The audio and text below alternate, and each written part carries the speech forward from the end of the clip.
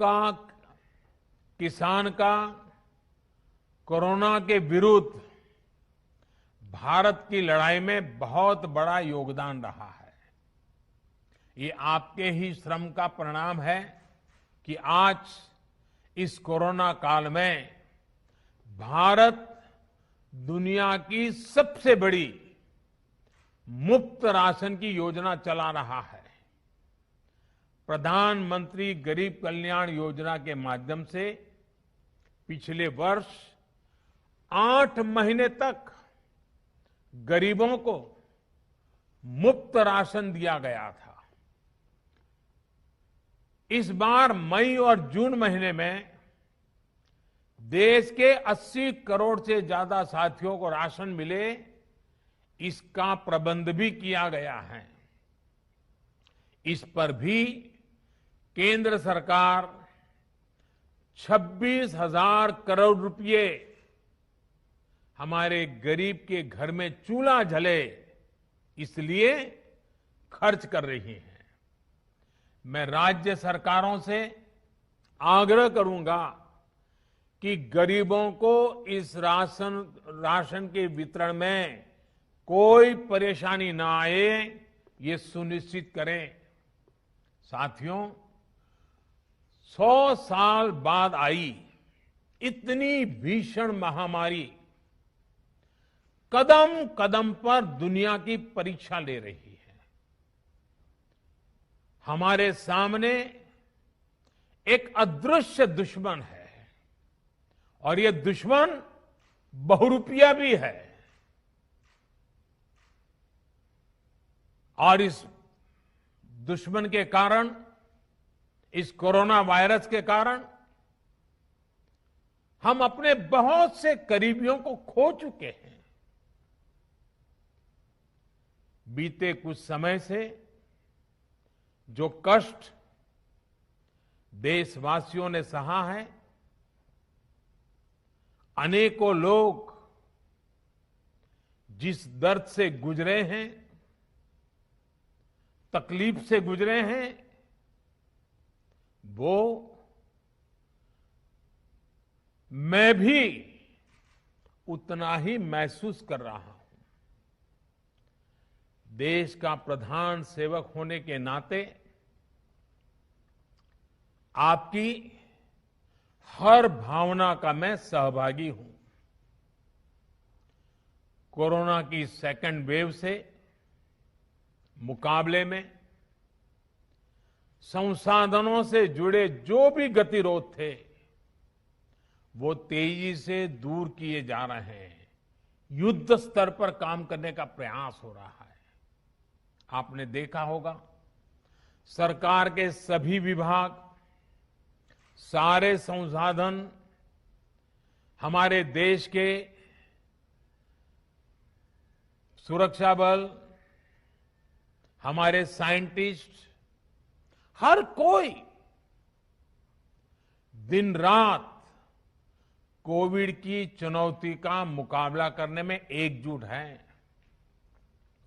देश के अलग अलग हिस्सों में तेजी के साथ कोविड अस्पताल बन रहे हैं।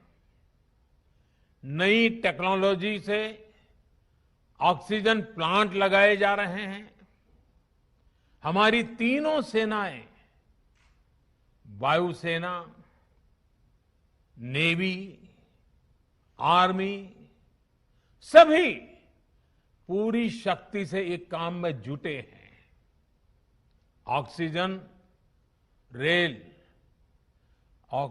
रेल इसने कोरोना के खिलाफ इस लड़ाई को बहुत बड़ी ताकत दी है। देश के दूर सुदूर हिस्सों में ये स्पेशल ट्रेन्स, ये ऑक्सीजन रेल ऑक्सीजन पहुंचाने में जुटी है। ऑक्सीजन टैंकर्स ले जाने वाले ट्रक ड्राइवर्स बिना रुके काम कर रहे हैं। देश के डॉक्टर्स हो, नर्सिंग स्टाफ हो, सफाई कर्मचारी हो, एम्बुलेंस के ड्राइवर्स हो, लैब में काम करने वाले सज्जन हो, सैंपल कलेक्ट करने वाले लोग हो, एक एक जीवन को बचाने के लिए 24 घंटे जुटे हुए हैं। आज देश में जरूरी दवाइयों की आपूर्ति बढ़ाने पर युद्ध स्तर पर काम किया जा रहा है।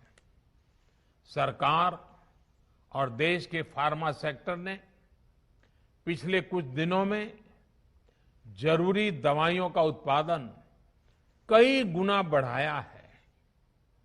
बाहर से भी दवाइयां मंगवाई जा रही हैं।